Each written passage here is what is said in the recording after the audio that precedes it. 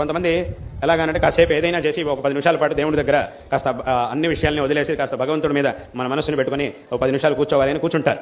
ఒక 2 నిమిషాలు అవ్వగానే పక్కన ఎవరో మాట్లాడుతూ ఉంటారు, మాట్లాడడం మొదలెడతారు. వీడికి తెలియకుండానే వీడి మనస్సు అటువైపు వెళ్ళిపోతుంది. వాళ్ళు ఎవరో వచ్చారు, ఏం మాట్లాడుకుంటున్నారు, ఏమంటున్నారు, వాడేదో ఇలా అంటున్నాడు అలా అంటున్నాడు అనేదో వెళ్ళిపోతుంది ఒక మనస్సు.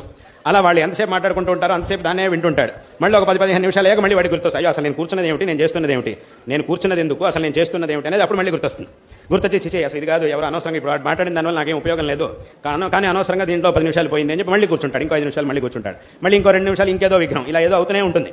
చివరికి ఒక గంట సేపు కూర్చుంటాడు, కానీ ఏమీ జరగలేదు. గంట సేపు కూర్చున్నా కూడా అనుకున్నది జరగలేదు, అనవసరమైనవన్నీ కూడా జరుగుతూ ఉంటాయి. ఇలా అవుతుంటుంది. అంటే అది సామాన్యంగా మనిషి యొక్క ఆ చంచల స్వభావం కాబట్టి అది అలా జరుగుతూ ఉంటుంది. కానీ దీన్ని మనం మార్చుకోవాలి. ఇది ఇలాగ స్వాభావికంగా మనిషి మనసు చంచలంగా ఉంటుంది, అది అటు ఇటు పరిగెడుతుంటుంది, మనం చెప్పిన మాట వినదు అనేది వాస్తవమే.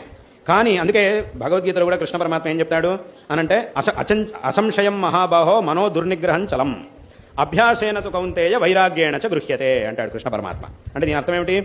ఈయన అడుగుతాడు, అర్జునుడు అడుగుతాడు, చంచలమే మనఃకృష్ణ, ఈ మనస్సు అనేది చాలా చంచలంగా ఉంటుంది కదా, నువ్వు చెప్తున్న విషయాలన్నీ మాకు అర్థమవుతున్నాయి, కానీ ఆ మనస్సును నిగ్రహించుకోలేకపోతున్నా నేను, నన్నేం చేయమంటావు అని అర్జునుడు అంటాడు. అప్పుడు కృష్ణుడు అంటాడు, నువ్వు చెప్పింది నిజమేరా, ఎందుకంటే మనస్సు అనేది చంచలంగా ఉంటుంది, ఇందులో ఏమాత్రం అసంశయం, ఇందులో ఏమాత్రం సంశయం లేదు. మనో దుర్నిగ్రహం చలం, ఈ మనస్సును నియంత్రించడం అనేది చాలా కష్టం, ఎందుకంటే ఇది చంచలంగా అటు ఇటు పరిగెడుతూ ఉంటుంది. కానీ దాన్ని అలాగే వదిలేయడం అనేది మంచిది కాదు, అలాగే వదిలేయకూడదు, అలాగనే దాని ఊరికి అలా వదిలేయకూడదు. ఇక్కడ ఇది చేయడం అనేది కష్టమే, దీన్ని చేయడం అనేది కొంచెం కష్టం కావచ్చు, కానీ ఇది అసాధ్యమేమీ కాదు. ఇది కష్టసాధ్యం మాత్రం, అంటే కష్టపడితే జరిగే పని అనేది మాత్రమే తప్ప ఇది అసాధ్యమైనటువంటి పని కాదు. ఎందుకంటే లోకంలో కష్టపడితే జరిగే పనులు కొన్ని ఉంటాయి, కష్టపడినా కూడా జరగని పనులు కొన్ని ఉంటాయి. ఎందుకంటే అప్పుడు అలాంటి పనులను చేయడానికి మనం ప్రయత్నం చేయకూడదు అసలు. ఎందుకంటే ఎంత కష్టపడినా కూడా ఆ పనిని మనం చేయలేం. కానీ కష్టపడితే జరిగే పనులు కొన్ని ఉంటాయి, వాటిని మనం తప్పకుండా చేయాలి, తప్పకుండా కష్టపడాలి, ప్రయత్నం చేయాలి, ఆ పనులను చేయాలి. ఈ మనస్సును నిగ్రహించుకోవడం అనేది కూడా అలాంటిది. అంటే ఏమిటి?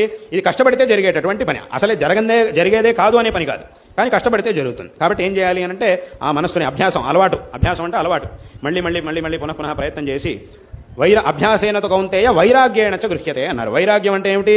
మనకి అక్కర్లేనటువంటి విషయాలని నాకు వద్దు అని మనస్సులో దృఢంగా నిర్ణయం చేసుకోవడం. అక్కర్లేనటువంటి విషయాల వైపు మన మనసు వెళ్ళిపోతూ ఉంటుంది. అప్పుడు మనం ఏం చేయాలి? ఈ విషయాలు నాకు అక్కర్లేదు, ఏమైనా కానీ అక్కడ ఏం విశేషమైనా ఉండని, కానీ నాకు వద్దు అనేటటువంటి దృఢమైనటువంటి సంకల్పాన్ని కలిగి ఉండడం, ఇదే వైరాగ్యము అని అంటే. కాబట్టి ఈ రకంగా ఈ వైరాగ్యంని పొందితే అప్పుడు మన మనసు దానంతటదే మన నిగ్రహంలో. ఇలా చేస్తే గనక కేవలం 5 నిమిషాలు 10 నిమిషాలు మనం భగవత్ సన్నిధిలో గడిపి ఆ భగవంతుడిని పరిపూర్ణంగా మన మనస్సులో నింపుకొని ధ్యానం చేసి ఆ తర్వాత మన పనులకి మనం వెళితే గనక దాని ద్వారా అపారమైనటువంటి అనిర్వచనీయమైనటువంటి ఒక శక్తి మనకి లభిస్తుంది.